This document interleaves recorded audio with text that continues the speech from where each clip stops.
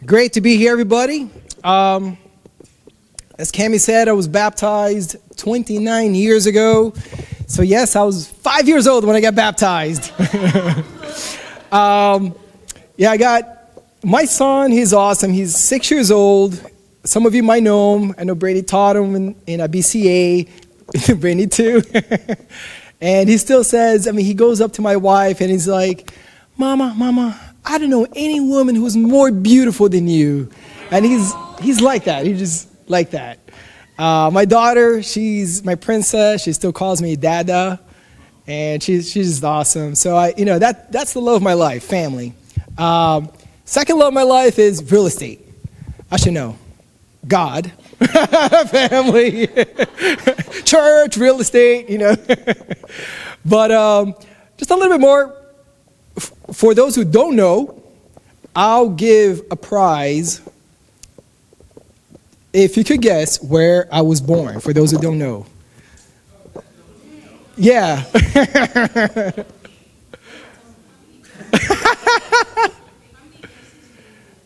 As many as you want. I just told you. You broke the rules. Oh. All right. So as you can tell, I was born and raised in Brazil.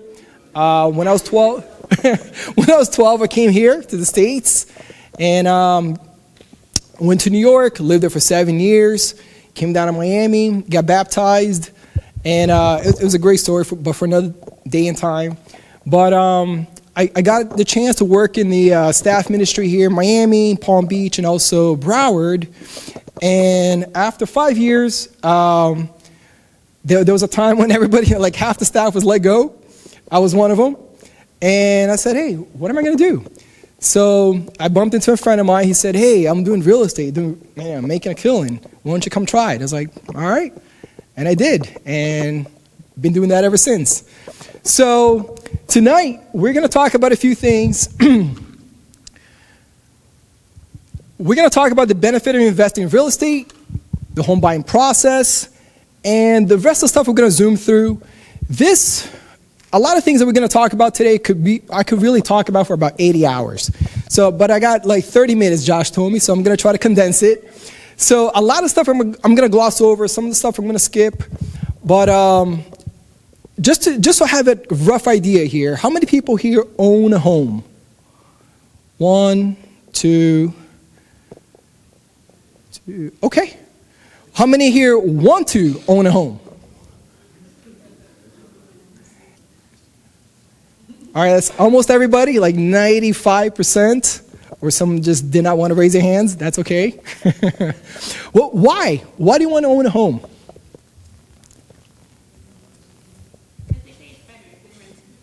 Hey, what? They say it's better. Okay. Yes, I could paint it, make the alterations. So my money is going somewhere instead of being thrown away. It's not thrown away because you have a roof over your head, but so it's more of an investment. Right. So I'm not paying for my landlord's mortgage. I'm putting money into my own pocket, or at least a portion of it. Yeah. Build equity. Yeah, we'll talk a little bit more about that. Absolutely.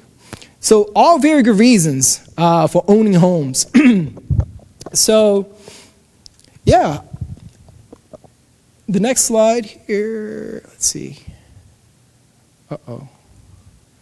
Oh, here we go. Wealth building opportunity. There's another slide. I think I'll show it later on.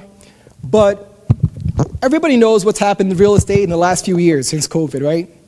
It's gone nuts. Like, for example, there was a home that a brother bought for $410,000 in 2020. And exactly 2 years and a week after. 2 years. Do you know how much he made on it? Not quite, but $260,000. And all he spent was $3,000 to replace the deck. So value. No, I'm not saying no. Real estate is not going to appreciate by $260,000 every 2 years.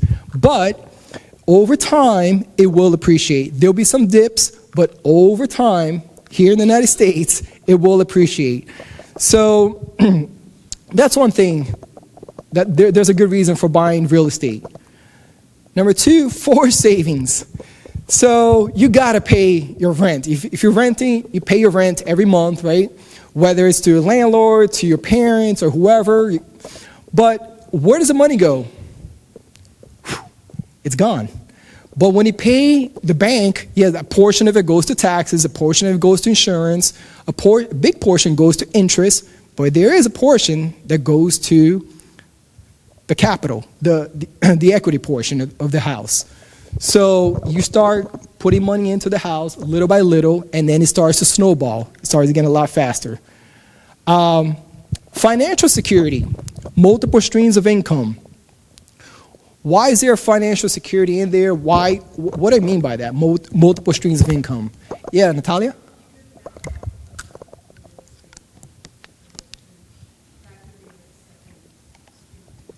Yeah, she said you could rent it out. You could, if you decide to go to Costa Rica on a month-long vacation, can you rent out your house? Absolutely. A friend of mine did that. They went somewhere and they rented out their home for $1,000 a week. That financed for their half of their vacation. Can you rent out a room? Right, Chris Gordillo does that, right? Can you convert the garage and make it into a separate quarter? They call ADU, accessory dwelling unit. Absolutely. Can you build another unit next to it and Airbnb it? Absolutely. So you got all kinds of income that could come from your house for very little money. Or tax benefit. Did you know that, oh wow, but mortgage is so expensive? Yeah, but a portion of it you could deduct, you could give it to your accountant, let them know, hey, this is how much I paid in interest, and it could be deducted from your taxes. You cannot do that with rent. And stability. You know, there's something to be said, and if you look at statistics nationwide, crime rates are a lot more prevalent in rental housing neighborhoods. When you go into a neighborhood, do you want to be in a neighborhood where it's mostly renters or mostly homeowners? Homeowners. You know, homeowners take care of their place. They care about their neighborhood. Renters are like, I'm not living here. You know, this is not mine. And, you know, they're just a lot less stability. People are transient. It's like, it's not everybody. It's an overgeneralization. But there's a gypsy mentality where I was like, this is not my place, you know.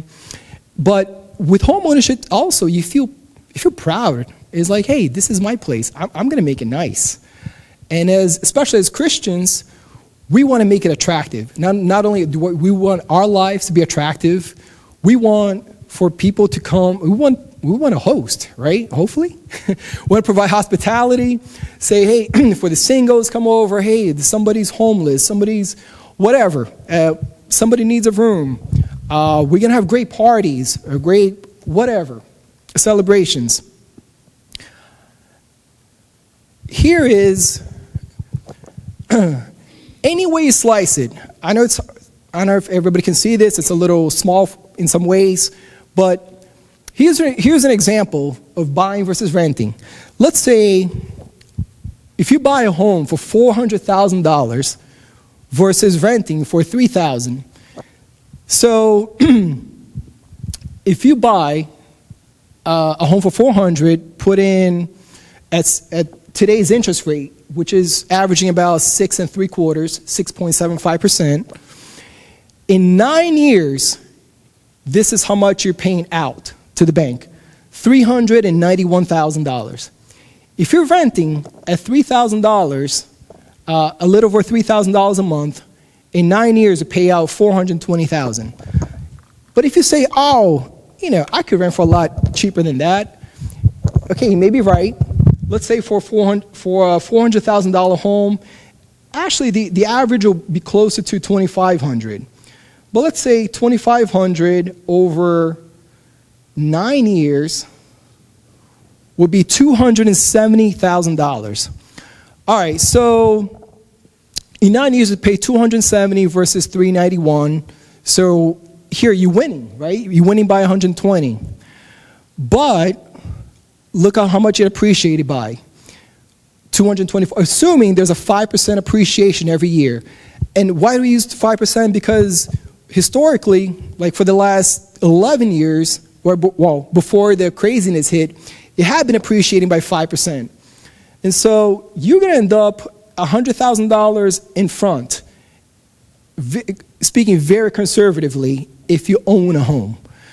Now, let's project this into the future here. Let's say, I don't know, just from looking at the crowd, say the average age is probably like 30-ish or so. You own a home, what's the length of the average mortgage? 30 years, right? So if you buy a home now or in the next 5 years, hopefully it would be paid off by the time you are 65. Very good. Fair. Versus, let's say you don't buy a home. You say, you know what, I'm just going to rent. I could get a roommate. This is a lot cheaper. I could pay $1,000, $1,200, and it could go that route. But the thing is, when you do retire, you got no place, right? You're getting a Social Security payment of whatever. I have no idea how much people get paid nowadays with Social Security. I know my parents, I know some people, they're getting paid about between $1,500, $2,500. In South Florida, is that sustainable? $2,500 a month for car payment, electricity, food, housing. It'd be crazy. But if you own a home, you could sell that, you could rent that.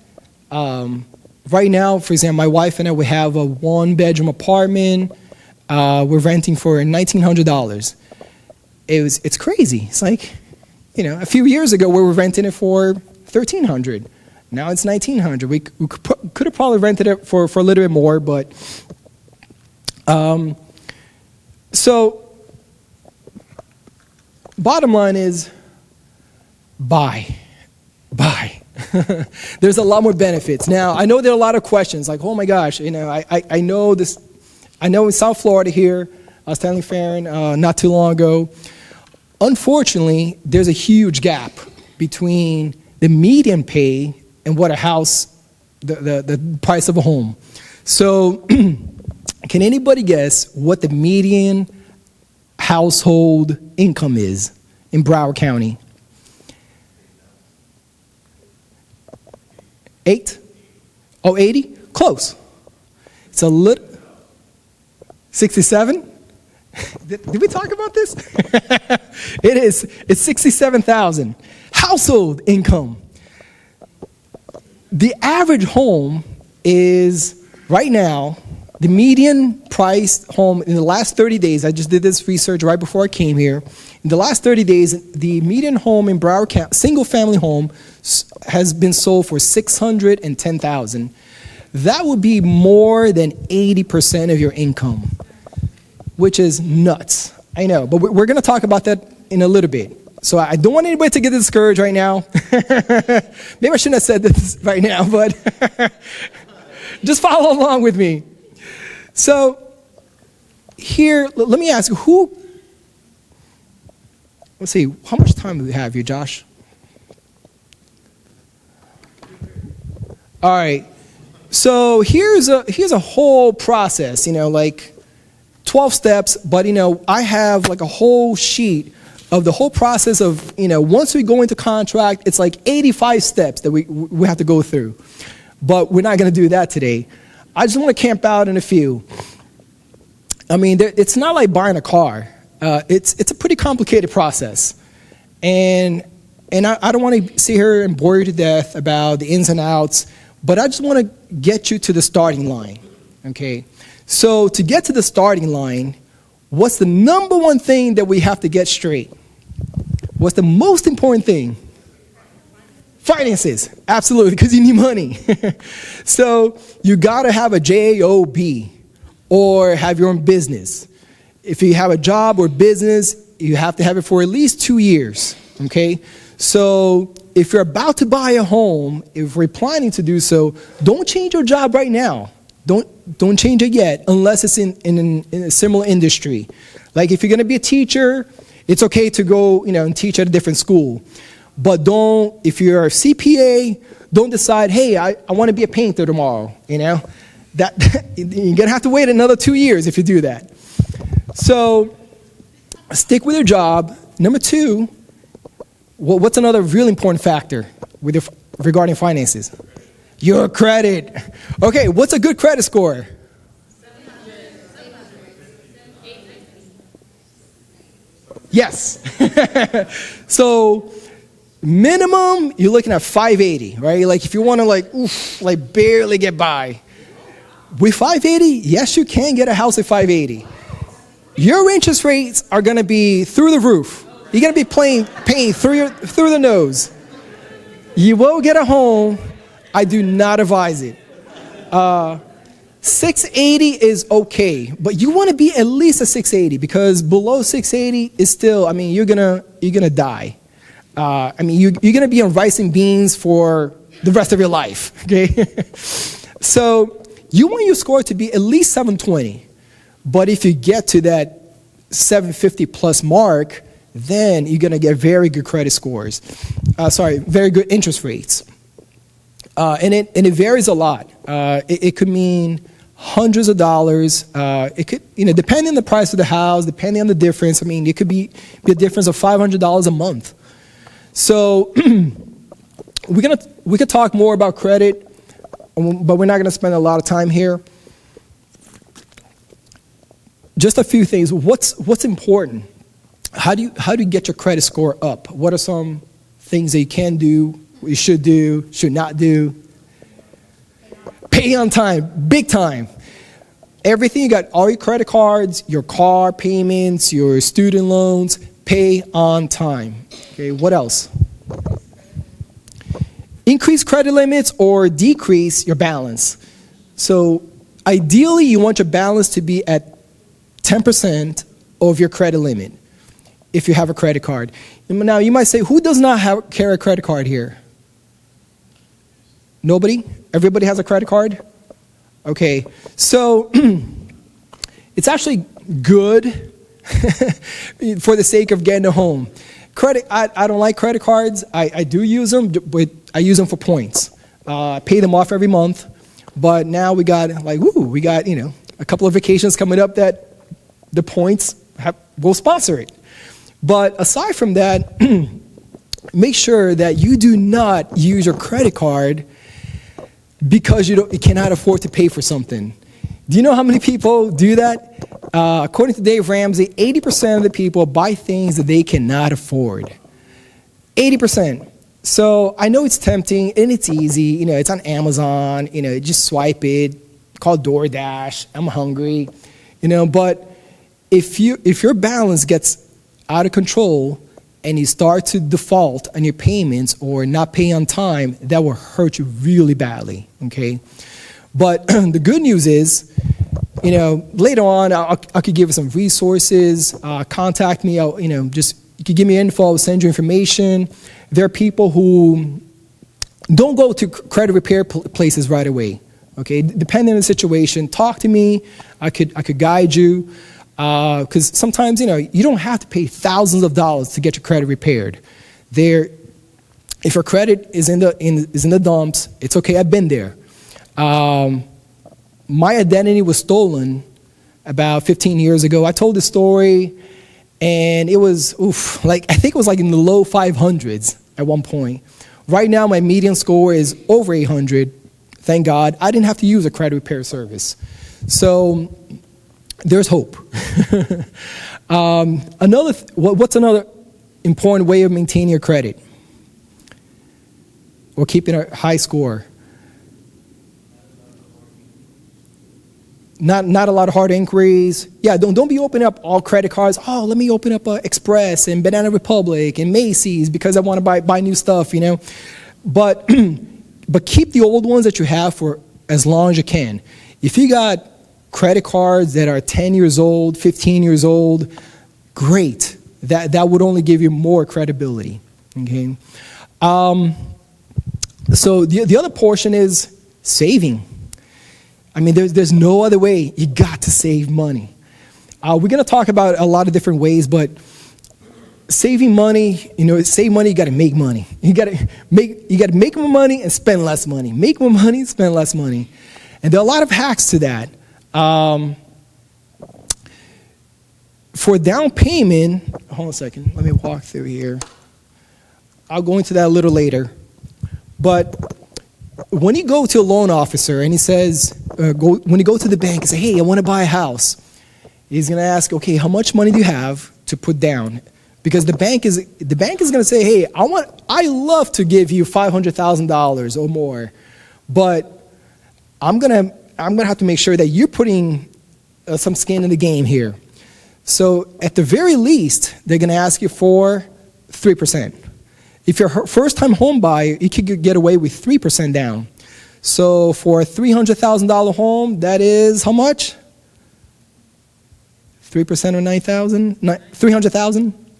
9,000. Very good. They'll qualify you, the bank, let's say, based on your credit score, based on your income, and based on how much money you put down. Then there's a formula where they'll determine, okay, this is how much house you qualify for. But listen to me very carefully. It's very different what you're pre-approved for and what you can afford. You could be pre-approved for some ridiculous number. Like, for example, with a FHA loan, and FHA is a government-insured type of loan, you only have to put 3.5% down.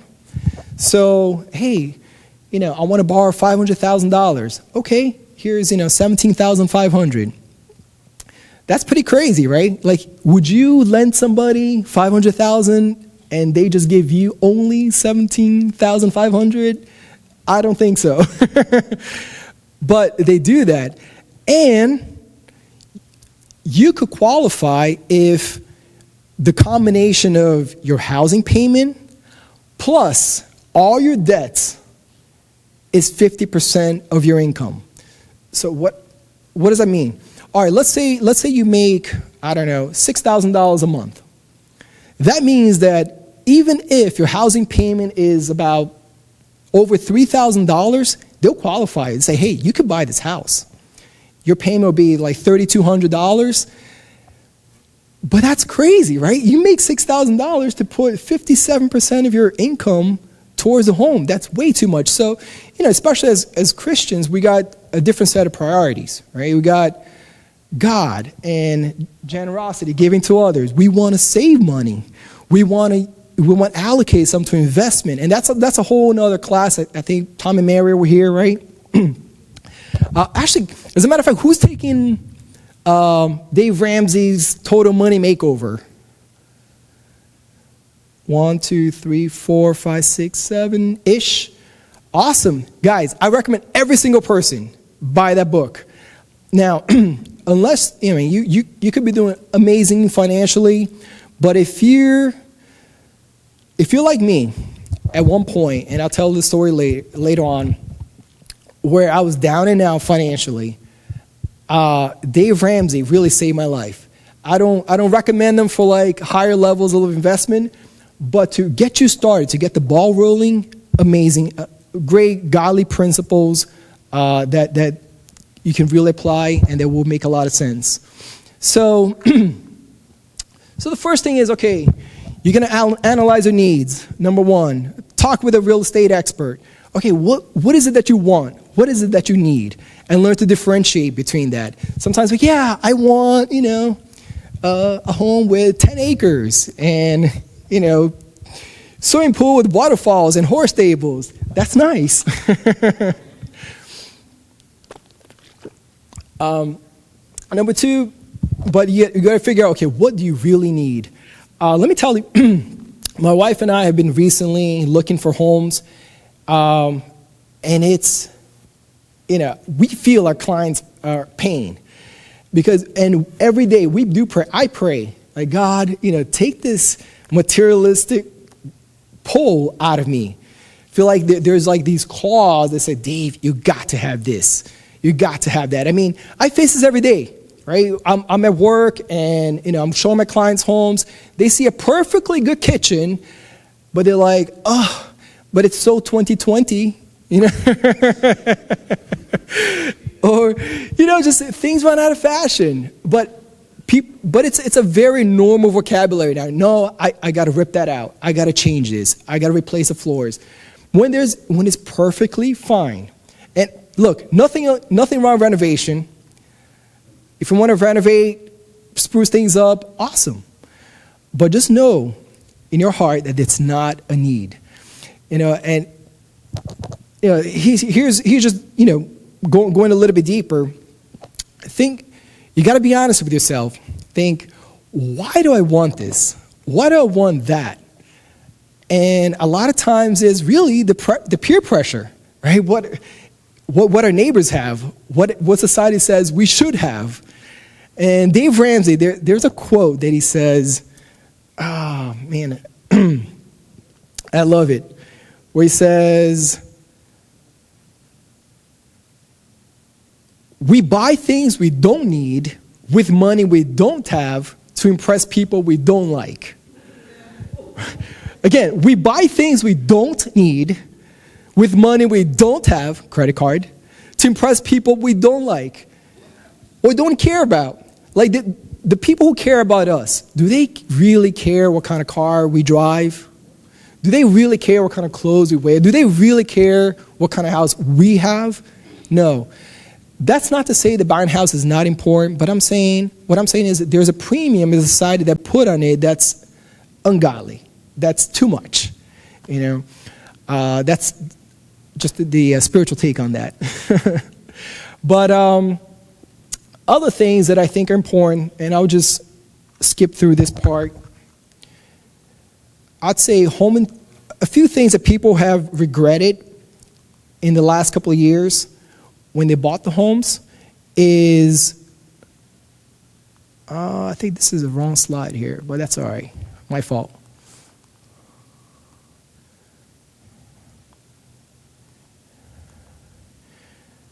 I was going to say, you got to have a great inspector.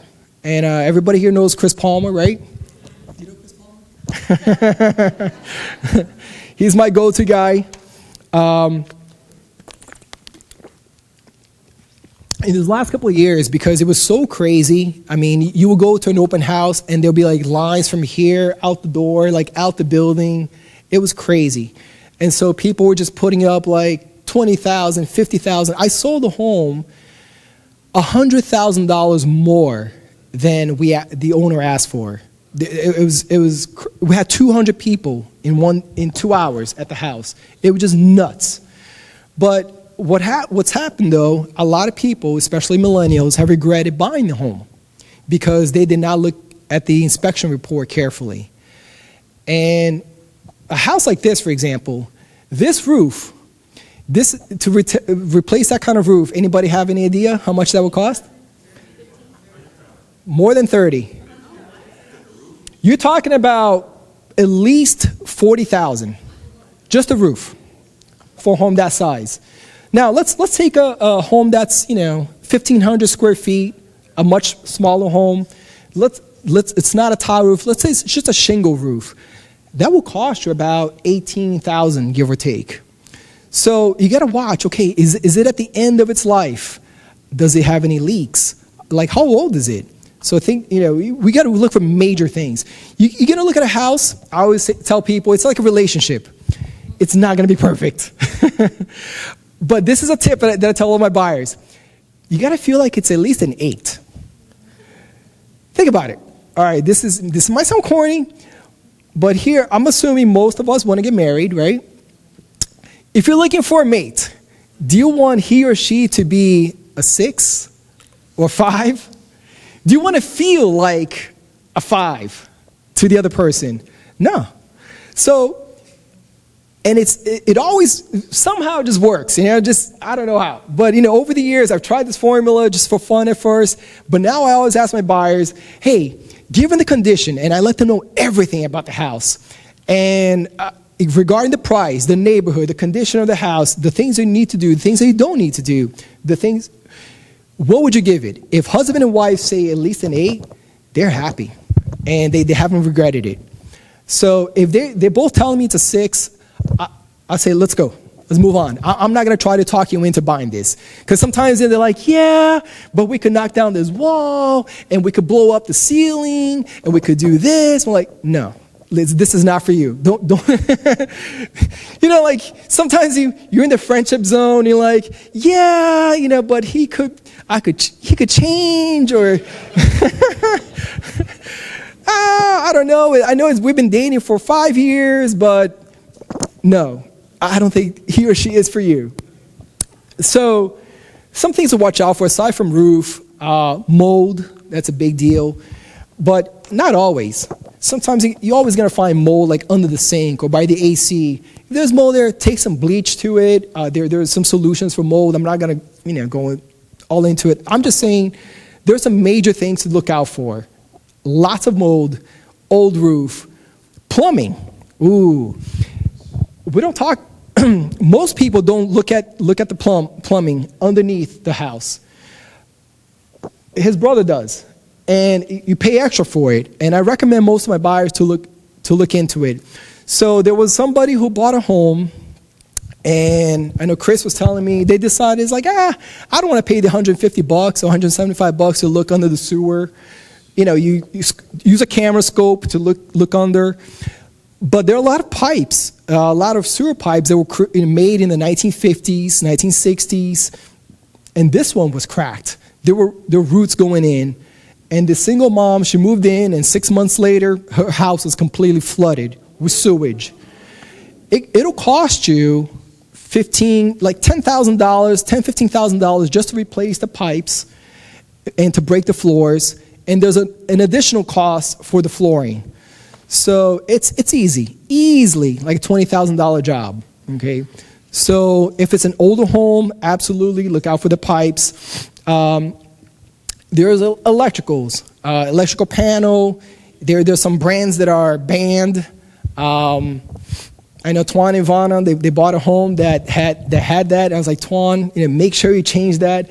And he told me about this electrician who wanted to do it for this really, really cheap price. And I'm like, so I told him the story of my dad. Okay, one time we were going to go visit my dad, and my dad said, hey, Dave, I know you're about to come. Don't come. I was like, what happened? House is on fire. I was like, what?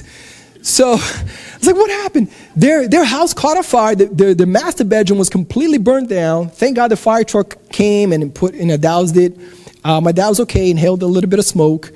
But I was like, Dad, what happened? So he had 2 water heaters in his house, one in the garage and a small one in his bedroom. I said, yeah. He said the water heater blew up. I said, but it's pretty new. It's like, who installed it? I was like, well, I said, I had this plumber that quoted me this price, and then this handyman who quoted me this price. So I went with the cheaper handyman. Guys, when it comes to electricals, do not mess with it. Unless you're an expert, contact an electrician. So there are some panels that are banned. You no longer can they're deemed fire hazards. There are some sewer pipes. Look at the panels. Have the electrician look at it. Sewer scope, definitely recommended for older homes.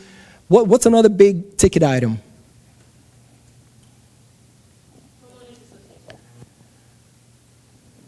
Oh, you know what? When it comes to condominiums, I wasn't even going to talk about that.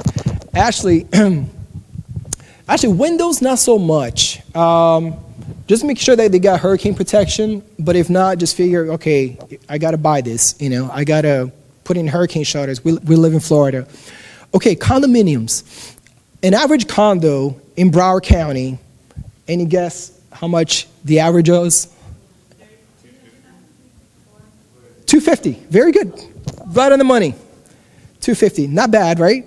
But there's a catch. There's a catch. For the vast majority, you're going to have to put 25% down. What's 25% down at $250?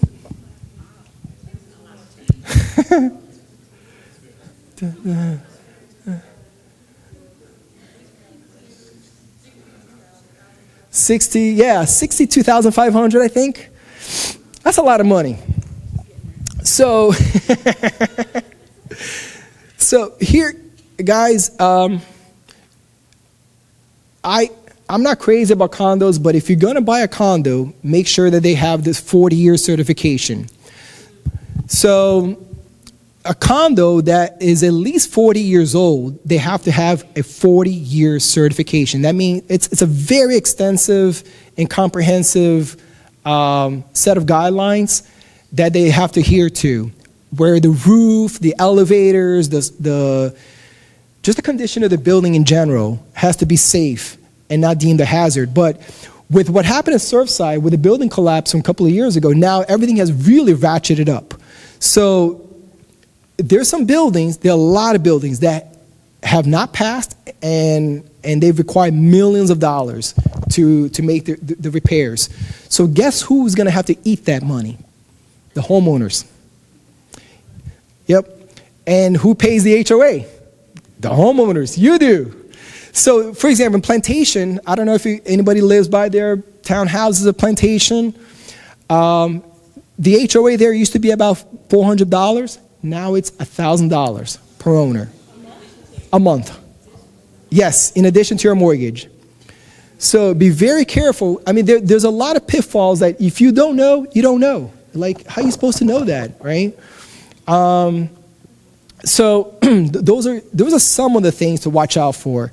Other things that are not as crazy. Oh, by the way, so if a place has not passed it, guess what? In 2020, next year, a legislation is about to be passed, and if it passes, then every building will have to have reserves. So we'll have to have 10% reserves. So that means, okay, what does that mean? I'm geeking it out here for those who care. If not, you could take a little nap, but this is important if you want to buy a condo, okay? So if the budget is $1 million, right? It's like, okay, it takes $1 million to run the operations, to ensure this place, run the pool, security, et cetera, and we only have like $10,000 in reserves. It's not 10%. We don't have $100,000. Guess what? By next year, they're going to make sure that they do. You have to have that. And every homeowner has to be docked. Because for years, the homeowners are like, no, we don't want to pay extra. We just want to pay the minimum. Yeah, but then when you have to repair the elevators, when you have to repair the roofs, you get what's called a special assessment. So it's like, all right, $50,000, everybody has to share it. Or here it's $500,000, everybody has to share it. There are some places in South Beach, I mean, they're pricier, sure, but homeowners are being docked $260,000 each. At Surfside, before the collapse, you know why they were dragging with the repairs? Because the owners would have had to come up with an average of $80,000 each. So all I'm saying is be very careful. Go with a real estate expert who knows what he or she is doing, and so they can look over the budget, find out, you want to get the minutes of the meetings, because sometimes it's like, oh, everything's fine, nothing's going on. But when you look at the minutes from the meetings from the last few years, you know, ooh, this has been in discussion for a long time. There's some big things coming up. So we're going to skip through this. All the scary stuff. We talked about this already. You want to have at least 580, 10? All right, sounds good. Cool stuff. Down payment assistance. There's something called Hometown Heroes. Anybody heard of that?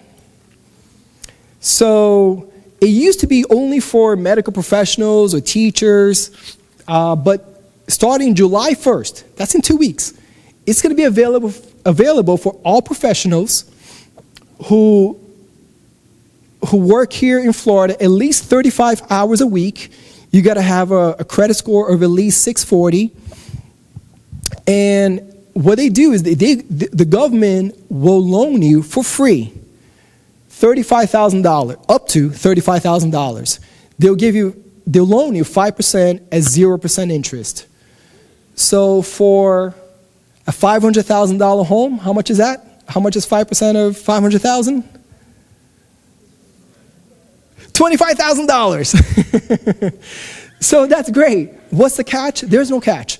The government is trying to really incentivize the population to become homeowners because it really incentivizes the whole economy. There's so many industries associated with real estate, from realtors and mortgage brokers to pool builders, construction workers, electricians, painters, interior decorators. I mean, it's a huge industry. So the government wants to elevate and to keep the engine running for the economy. All right. Sorry? How long will that program last? For as long as we have funds. Right now, there's $100 million.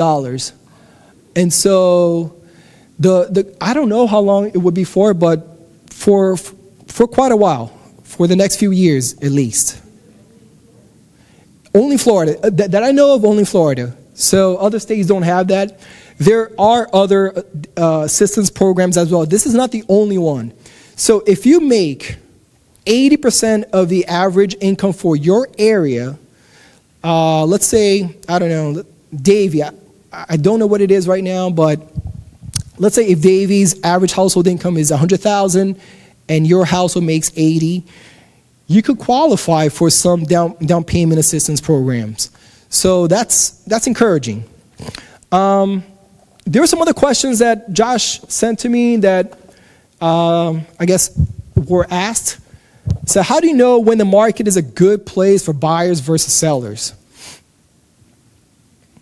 For buyers versus, I'm not sure I understood that question, but meaning like, how do you know if it's a buyer's market or a seller's market?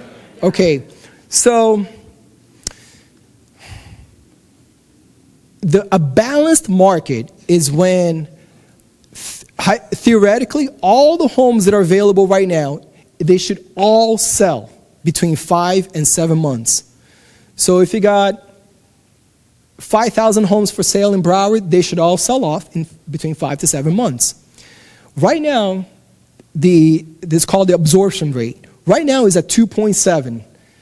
So that means that in 2.7 months, all the homes theoretically should sell.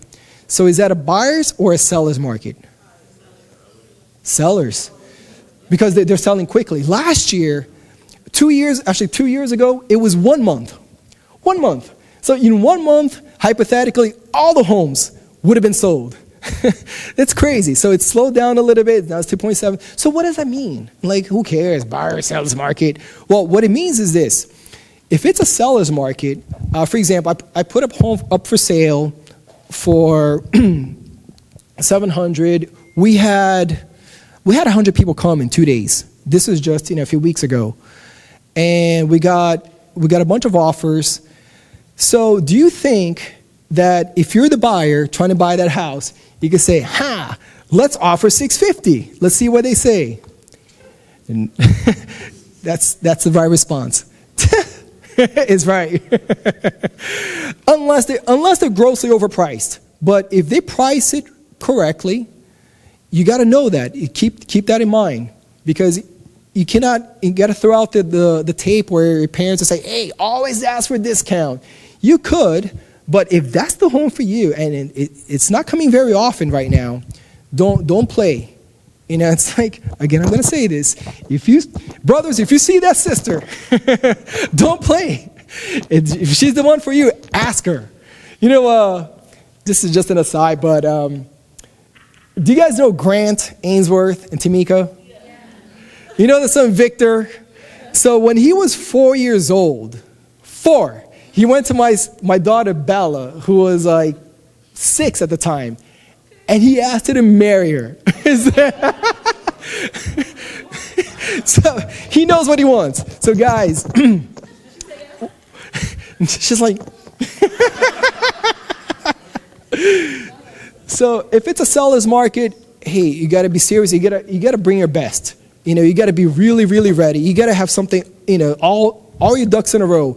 You got to be pre-approved. You got to have the good down payment.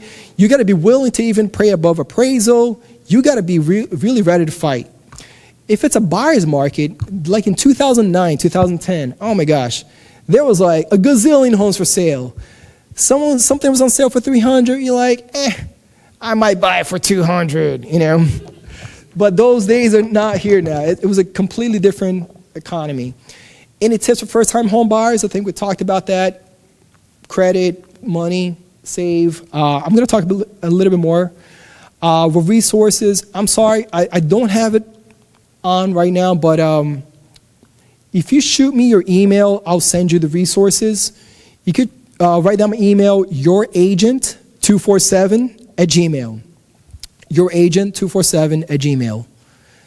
And name is Dave Su, HSU. What advice would you give to someone who already owns a home? I'm assuming, I'm going to assume some things. I'm going to assume, hey, they want to make money off of it. Or just any advice. So if I had a time machine, okay, one of the things that I would do is to have never sold the homes that Elo and I had owned before because of what you see now. I'm like, man, why did we sell that home? So if you own a home, especially if you bought it recently, if you bought it last year, those who bought it, how much are interest rates? 3? Oh, 2.8? Okay, that's amazing. That's almost like free money, guys. Do not sell that property. I mean, unless you have to move to another state, but even then, you could rent it out, okay? Again, if you own a home, you could. There are a lot of things you could do. I think for the sake of time, we're not going to talk about burring and all these things, but that's like a 201 class. But you could find ways to add value to your home and take out money from it, buy another home, rent it out, let the tenant pay. So you're going to say, oh, man, you might just make some money, maybe a couple of $100 a month, but tenant would be paying for your mortgage, and that's beautiful. Again, other things, other hacks, like I said before, you could rent out separate rooms, you could convert the garage. That's hot. And right now, a lot of multi-generational families living together. Abuela, grandma with, your grandchildren or boomerang kids coming back, because housing is just so expensive. What are your thoughts about investing in real estate? 110%. Not just because I'm a realtor, but think about this. Will a bank give you money to invest in stocks? No. Crypto, mutual funds, they're so safe. Hey, bank, I want to borrow $100,000. I want to invest in Mass Mutual. No. In real estate, absolutely. Why? Because it's tangible, it's here to stay, and it's going to grow. So, absolutely. What advice do you have about managing multiple properties? Can anybody expound on that if anybody had that question? So, I'll say this, if it's in another state, hire a property manager. If it's local, if it's close enough, my advice, within 30 minutes or so, you could do it yourself, or you can hire a property manager, depending on your pain threshold. My wife does work as a property manager. One of the things that I would advise, because, as a Christian, you have a heart for people, right? Like, you want to help people, have a soft heart. So, one time, it could be too much. It could not respect your own boundaries. So, my tenant, of course, is giving the story. He lost his job, and then there's a sad story, blah, blah, blah. I was like, okay. A month went without him paying. Then the next month, another excuse. And then, before I knew it, it was 5 months that he did not pay. A lot of money is coming out of my pocket. So we learned. So my wife is a property manager. You know what she does now? If a tenant does not pay by the time the rent is due, let's say on the 3rd or on the 5th, it's usually due on the 1st, but you have a 3-day grace period or 5-day grace period. If they don't pay by that day, guess what? A notice goes on the door for foreclosure. And then the process starts, and then, it will give them some time for them to catch up. It's like 7 days or something. I forgot exactly. But if they don't, then, it's filed in court. Sheriff will come in a couple of weeks, kick them out. I don't have the heart to do that, so I will hire a property manager to do that. a couple of things I just want to, Josh, if I may, just a minute here. I know some things, this market is very discouraging because a typical home is $610,000. If you put 5% down, which is $30,000, closing costs are going to be like, it could be $15,000 to $20,000. You're looking at about $5,200 a month in the mortgage payments. A townhouse will cost you an average $484,000. You're looking at $4,325 a month. A condo of about $250,000, you're looking at $2,000 a month, but that's with 25% down.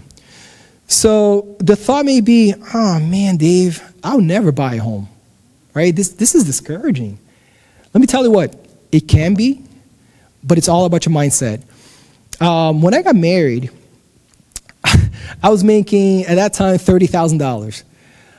My wife was making $50,000, and we had $100,000 in debt. It was a big gorilla. And for years, I never thought I could get out of it. It was just, I was like, oh my gosh, how do we get out of this? We did Dave Ramsey thing a couple of times, actually, in Miami. It was with the church there. And we came here, we did it with the Hataways. And let me tell you, it started working. I mean, we put it to the test. We started saving. We started doing things differently. It's 80% of it is about your habits. Because you know what to do already. I don't have to tell you to save. I don't have to tell you that you should not do this. Just like diet. You know you should not eat that thing. You know? No one has to tell you that. You know. But it's creating those habits. And so in a few years, it felt like, it was probably longer, but it felt like it was only a few years, we were able to knock it all off. We were able to knock the $100,000 off. We're making more money now than ever, and part of it is surrounding yourself with the right people. Have anybody seen those Patty DeSilva bus benches, billboards, Green Realty? We're like, yeah, I've seen those. She's got like 20, 30 around. Well, I started working with her, and man, you just caught on.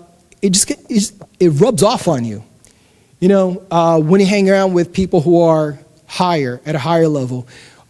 After that, long story short, started working at Keller Williams in the last 4 years. My wife and I, by the grace of God, we've been in the top 5 in an office of 400 people, top 5 teams every year. And we surround ourselves, with people who pull us up. I was with a previous company. I left Patty, went to another one, and I was the number 1 there. And I was like, man, I hardly put in the effort. I'm number 1 here. This is very discouraging. Like, I got to go somewhere else. We want to play with a bigger fish. And so I want to encourage everybody. Listen, you don't have. When Josh asked, are you likely to stay at your job? If you got a great job and there are great opportunities, amen. But if you have the opportunity to move up, and look, we live in the United States of America. We all do, right? I encourage you, level up. Level up. There's a sister, I was just talking to her. I just want to get the numbers straight. You all know her. I don't want to put her out there, but it's a good thing. But you all know her. She was in the singles ministry too. She was making $38,500 a year. That's, below what a teacher's salary is. She went to school. She spent $14,000 to go to school for, 6 months, 8 months or something. Now she's making $112,000. They're amazing opportunities. And things that I learned was, hey, Dave, there's going to be pain. Choose the pain, right? Like, I love eating, but man, I look at my dad, because he did not want to avoid the bad foods, he's on 11 different medications. Either you're going to suffer the pain of, I'm going to resist that and not eat that junk stuff, or you're going to be on medications for the rest of your life later on. In relationships, hey, there's some tough conversations you need to have. I know right now it's easy to avoid them because, hey, if I don't like that sister or I don't like that brother, we don't get along, we could just distance ourselves. But when you live with somebody, like your spouse, your children, you could avoid those painful conversations, but you're going to pay for it. One day it could be lonely. One day it could you see your children go really astray and completely disconnect from you if you don't go through the pain of having those tough conversations, learning how to have those conversations, growing into becoming someone better. You want to have that sister or brother who is a 9, who is a 10, become that person. You want to get that house? You know what? This is United States of America. I don't know most of you. I don't probably half of you. But I don't see any reason here, from what I see in this room, that any of us, I don't want to say the American dream, but could be way more than who we are today. And so I just want to leave you with that, to say, look, the pain is worth it, okay? And it's possible. There's a path to it. We could talk about these things. It's not just have faith, just trust. There are very specific things that you can do, that you should do, that you could do. But it starts with you believing that it's possible, that God wants that for you. A lot of times we don't talk about money in church. We talk about money in what context? Giving, offering, special missions, being generous. And that's great. That's biblical, and it's right. At the same time, if I were to tell you, hey, you should really learn about diet. You should really learn about foods. You should really learn about your body and how to take better care of it. Would you say, oh gosh, I don't want to be vain? No, this is about the temple of God, right? In the same way, we are called to be stewards of God's money. And as Josh mentioned about the parable of talents, he's talking about the resources that God's given us. God's given us time. God's given us knowledge. God's given us a lot of great gifts, including the ability to make money. Let me ask you, if someone were to come to you one day, a family member, someone you love, who is in need of money, would you be able to help them? And how great would it be if you say, you know what, I got a home, I got an extra bedroom, or I could sponsor you, I could put this kid, this is disadvantaged, disenfranchised children through school, I could adopt another child, I could do this to better society.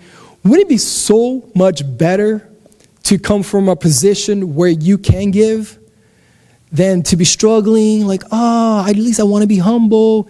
It's not humility to be poor. Just because you're poor doesn't mean that you're humble. Being rich is not a sin.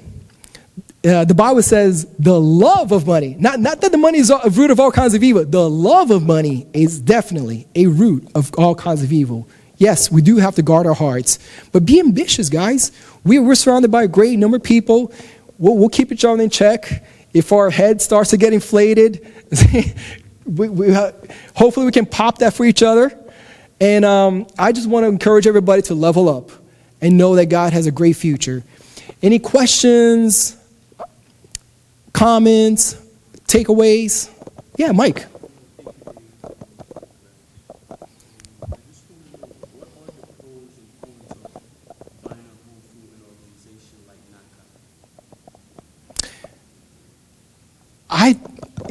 I'll tell you right now, I'm not very versed about that, so I could get back to you on that.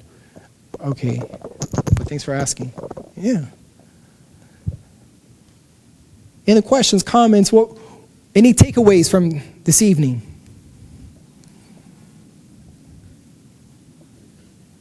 Yeah, Mike. For lack of better words, just not taking no for an answer. For example, even though your situation or you might feel far away from buying a home, if you believe, you trust God, you put in the work, amazing things can happen, and even beyond what we can expect into love life. So I feel really encouraged. No, absolutely. Yeah. I'm sorry, what's your name? Bidu. Yeah. So I've heard a lot of different perspectives on the idea of, waiting to buy a home maybe after you paid off student loans, or just going in now and just making sure you don't get rid too much of your money. What would you say is a good approach? do what you can afford. I would not wait until all the student loans are paid off. If you're going to wait until every single debt is paid off, that could be a while. And the people, Dave Ramsey, he prescribes, this is one of the points I disagree with him, where he says, he'll say, man, put 20% down, pay everything off before buying a home, right? Well, if the people who 3 years ago had done that, had waited, man, the houses have gone up 50%. 50%, take that. A home that was $300,000 3 years ago, it's $450 or even $500 right now. So they missed out on that boat when they could have bought the home and continued to pay for their student loans and credit cards as long as you have your budget and you're able to tell the money where to go. But you got to know the budget. Don't just let the lender say, oh yeah, you could afford it. No. There are things in there that only you know that you got to that you got to be allocating the money to. So as long as within your budget, yeah, I'll say do it. What do you think about those rent-to-own programs? You rent and then they give you. Uh-huh. Yeah, what do you think about that? It depends.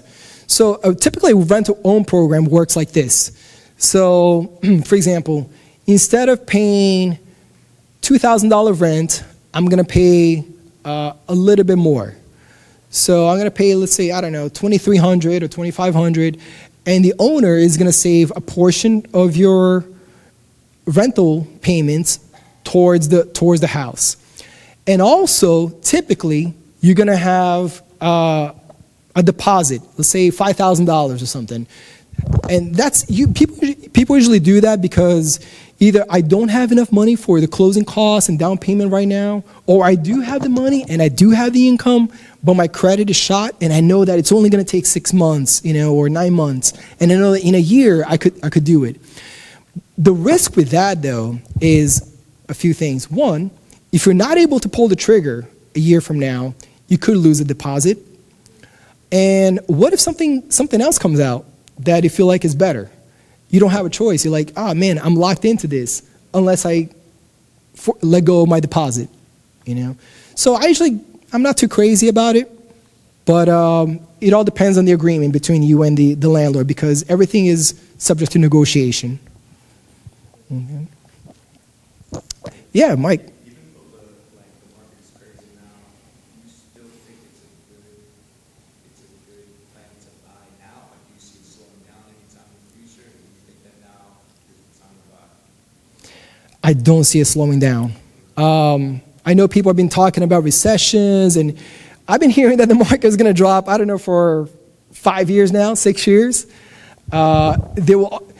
Here's the thing. It could.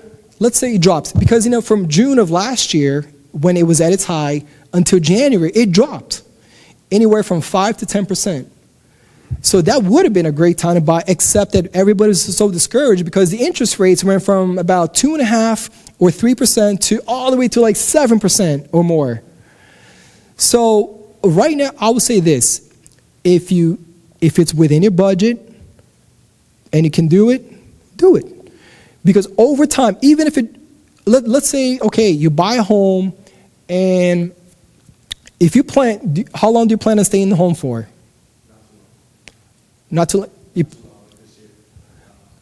No, I'm saying, once you buy the home that you buy, how long do you plan on staying in that home? For a while, like 10 years-ish, 7, I don't know, for a while. Look, over 7, 10 years, it will appreciate. Even if it takes a little bit of a dip, which I don't see right now because the inventory is so low, but even if it does, don't worry about it. Let's say it goes up by 10%, 20%. So what? Are you planning to sell? No, so don't look back. So the advice I would give to somebody who buys a home and is planning to keep it for a while is don't look back. It's like, when you go to Best Buy and you buy, a computer, you're like, man, a month later something faster came out. You just buy your iPhone and, man, I didn't know they were launching iPhone 267 now. So who cares? And for cheaper, right? So you're always going to regret when you buy electronics and stuff. So just don't look back. If the real estate market dips a little, so what? You could afford it. Just you building equity on it. If it goes up, so what? You're not planning to sell it. So if you can do it, do it. I just want to share something because it might sound contradictory to some of the things that I was sharing. Yes, level up, but in the meantime, I got to say something. Before I got married, in my 30s, I moved back to my parents.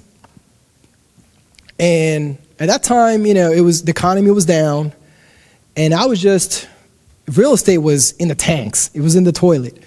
And I was just, doing like property inspections, not even the type that Chris was doing, but the inspections for the banks.